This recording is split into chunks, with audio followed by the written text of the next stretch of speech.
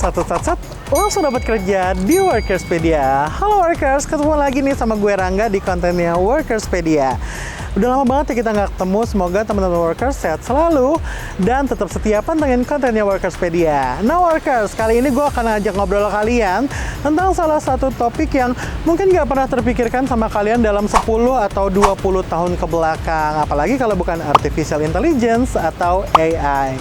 Nah, kalau ngomongin soal AI, pasti kalian tuh mikir tentang robot-robot canggih di film science fiction. Tapi ternyata bukan cuma itu aja nih Workers nih. Di kehidupan yang kita saat ini nih, yang serba canggih, teknologi serba oke, ternyata kita udah hidup berdampingan dengan yang namanya AI. Mulai dari kamu bekerja, belanja, bahkan hingga berkomunikasi dengan orang-orang yang ada jauh di sana, itu kita udah dimudahkan oleh teknologi AI itu sendiri. Kita bakal cari tahu tentang apa aja sih keuntungan dari teknologi AI dan apa aja kekurangannya atau mungkin hal-hal lainnya yang belum kalian ketahui seputar AI itu sendiri. Kalian akan aku ajak ngobrol dengan salah satu bisnis inovator yang namanya itu adalah Mas Indrawan Nugroho. Beliau adalah orang yang mengerti tentang dunia per-AI-an dan salah satu CEO juga co-founder dari Corporate Innovation Asia atau CIS. Beliau juga aktif nih menjadi seorang master coach. Penasaran kan obrolannya seperti apa? Jangan lupa untuk pantengin terus kontennya Workerspedia.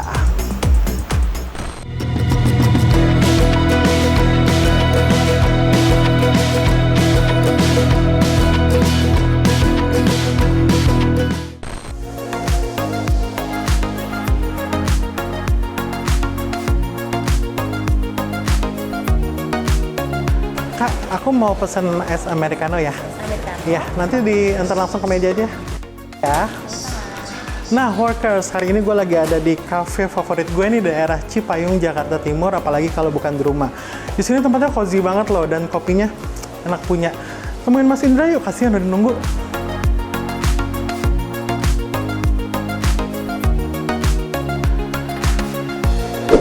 Mas, kita tuh the point to the topic aja ya, gitu.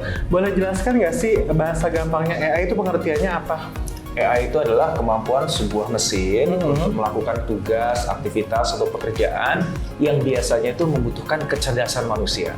Oh, tetap membutuhkan kecerdasan kita ya, gitu. Oh, bukan. Jadi mesinnya mampu melakukan tugas pekerjaan yang biasanya nih itu membutuhkan kecerdasan manusia. Oh, gitu. Kayak baca, ya, terus juga menggambar bahkan. Nah, itu kan kecerdasan manusia kan. Nah, ini mesin bisa melakukan itu. Oh, gitu. Nah, kalau misalnya kayak gitu berarti sekarang itu udah cukup banyak juga ya kita hidup berdampingan dengan AI ya. Iya, benar. Terus menurut Mas tuh udah sejauh mana sih AI itu berdampak atau berpengaruh di kehidupan kita saat ini gitu?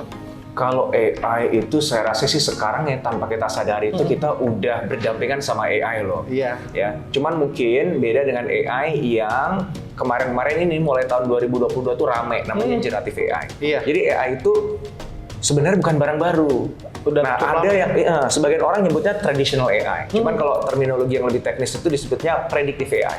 Jadi ini AI yang kerjaannya itu ngolah data untuk memprediksi sesuatu. Dan sekarang misalnya gini deh, suka belanja di e-commerce dong? Iya, banget.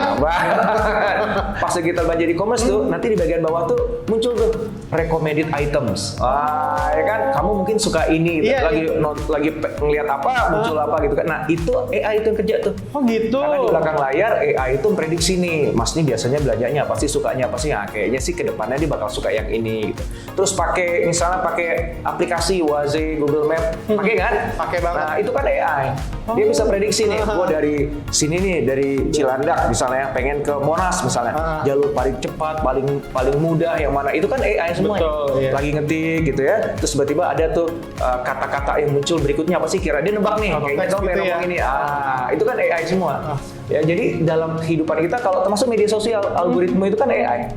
Nah, gitu. Jadi kalau dibilang sudah seperti apa sih kita itu memanfaatkan AI, sudah sejauh mana AI itu ngebantu kita dalam keseharian hari-hari, ya sudah gitu. Sudah, nah, ya. cuman yang sekarang ini generative AI yang dipopulari oleh ChatGPT dari OpenAI itu yang kemudian membuat AI itu menjadi lebih tambah ngeh karena jadi kelihatan makhluknya. Ya kan? Kalau Google Map kan kita ngeliat AI-nya tuh di mana gitu kan. Nah, generative AI itu lebih kelihatan AI-nya ada di mana. Gitu. Jadi kalau misalnya kayak kita ada suggested item di e-commerce itu bukan karena handphone kita disabotase ya, karena memang itu adalah bagian dari AI. Mas, kalau di Indonesia sendiri aku pengen tahu AI itu pertama kali masuknya kapan sih yang benar-benar di Indonesia sendiri? Oh, kalau AI yang disebut traditional AI yang diciptakan tadi itu udah lama banget kan? Udah lama banget. Ya gampang aja, sejak Google Map ada, itu kan AI udah ada. Yang kita rasa lah ya. Iya, betul. Yang ketika misalnya ada spelling checker atau grammar checker ya gitu, itu kan AI. Berarti udah lama dong. Iya, cukup lama juga ya. Kapan pertama kali kita pakai itu ya? Itu udah AI gitu. Berarti dari tahun 90-an juga udah kali ya Mas ya? 90-an sih belum kayaknya. Soalnya e-commerce itu kan munculnya kan baru 2000-an kan ya. Iya.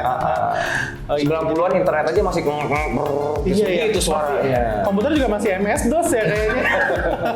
Kayak ketahuan umurnya deh. Oh iya.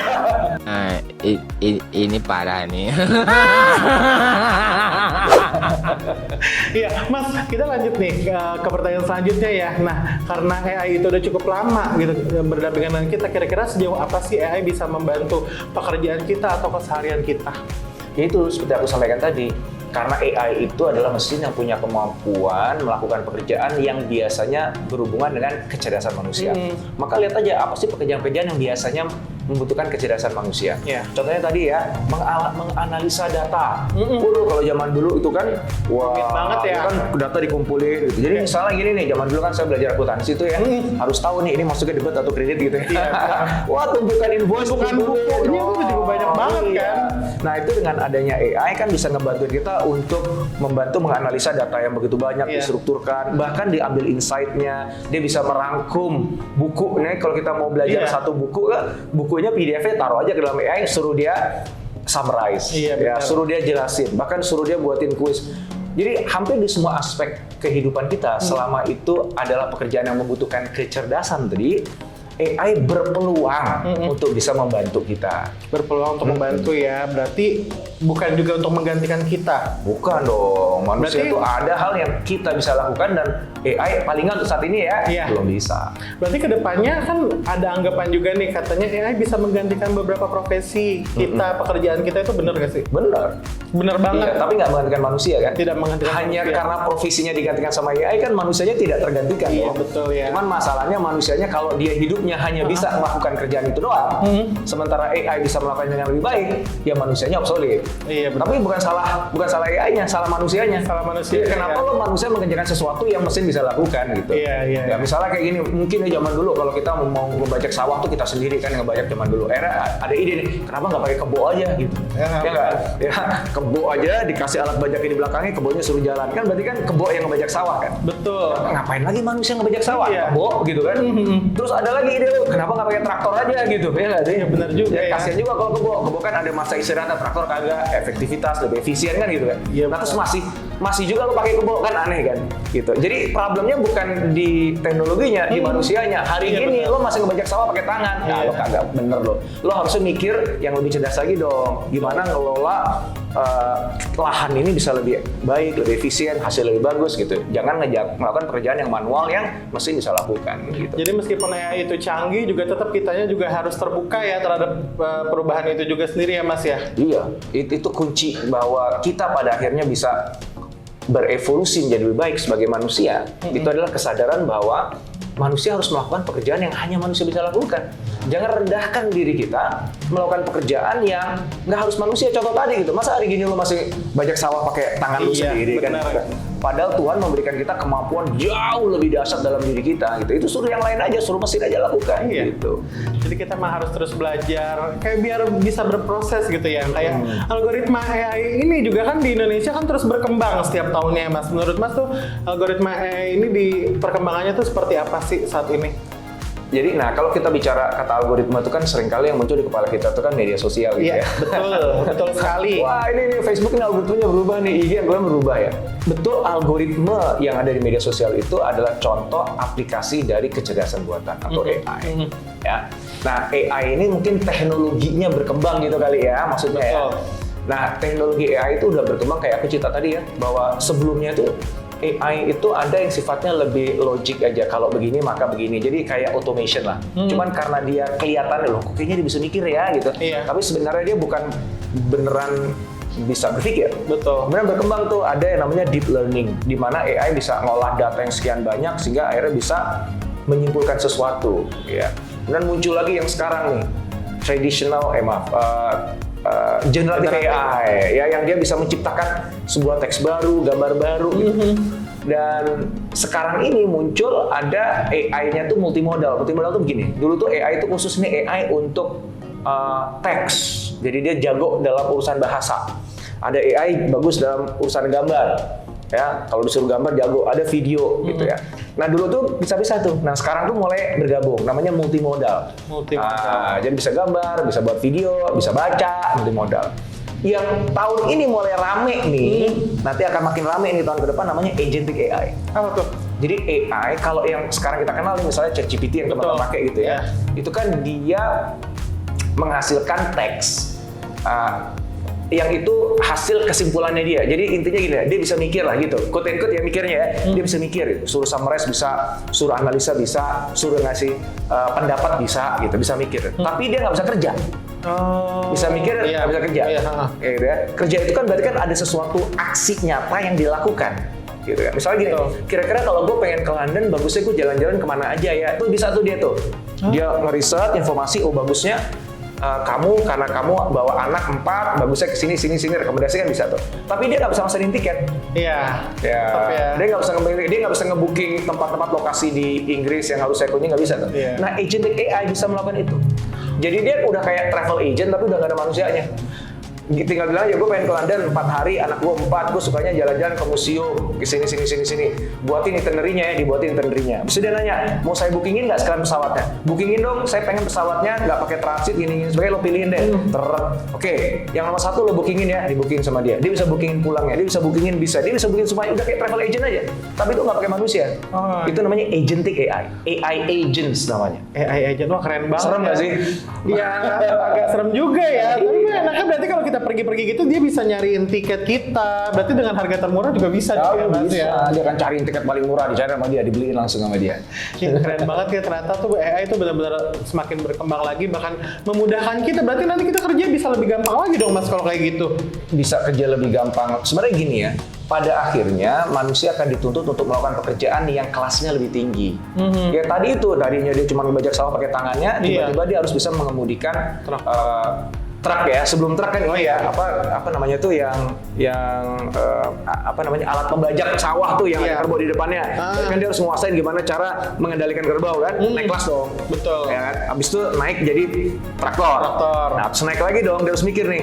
Dia jadi manajer dong. Ngelola gimana lahan segini supaya efisien, mikir lagi. Terus nanti AI bisa menggantikan pekerjaan itu. Dia naik lagi, gimana aku menciptakan value yang lebih tinggi bagi customerku. Wah, berarti kan hasil akhir panennya harus diolah demikian rupa sehingga value-nya lebih tinggi. Nah, itu kan naik kelas manusia. Iya, betul. Nah, maka aneh kalau seandainya teknologi itu berkembang cepat semakin canggih, manusianya nggak semakin canggih. Iya. Ini yang ngebuat manusia itu akhirnya jadi nggak kepake, kehilangan pekerjaan. Ya, problemnya bukan di teknologinya, teknologi itu nggak bisa dibendung. Pasti akan dari zaman dulu juga begitu. Iya. Manusianya aja yang nggak mau bertumbuh, nggak mau belajar, ya udah kelibas. Nah, berarti bisa dibilang kalau manusianya nggak mau berkembang itu dia akan menghadapi hambatan-hambatan dengan teknologi AI itu sendiri dong Mas penggunaannya. Nah, jadi kan dua hal. Dia bisa terhambat karena dia tidak bisa menggunakan AI. Ya, dia juga bisa terhambat karena kemampuan bekerjanya dia cuma segitu-gitu doang. Segitu-gitu aja ya. Nah, kan kalau misalnya dia bisa naikin kelas berpikirnya dia, skills barunya dia, maka yang itu manusia aja yang bisa lakukan, maka dia tuh aman sebenarnya. Nah, itu tuh satu hal ya. Jadi kita harus sadar bahwa kita ngembangin diri kita pada aktivitas pekerjaan yang itu AI nggak bisa gantikan. Itu satu hal. Hal yang lain adalah kita emang harus bisa memanfaatkan AI. Kayak sekarang kita pakai internet, kita pakai handphone gitu. Hari gini misalnya lu kerja nggak pakai laptop gitu, tapi di kantor, ya lu gimana caranya? Masa pakai mesin ketik sekarang sih? Nah gitu. Itu kan berarti kan kemampuan kita memanfaatkan teknologi yang ada gitu ya. Nah, Mas, balik lagi nih ke pertanyaan yang udah aku tanya tadi gitu kan, apakah akan menggantikan pekerjaan manusia itu sendiri, dan kira-kira pekerjaannya apa aja sih?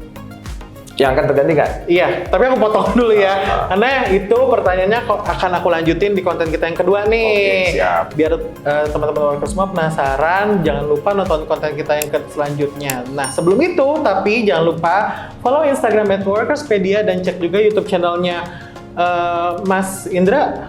Namanya apa, Cek? Dr. Indrawan Nugroho. Dr. Indrawan Nugroho. Katanya kontennya juga bermanfaat juga di sana tuh workers ya. Oke, jangan lupa untuk pantengin konten kita selanjutnya.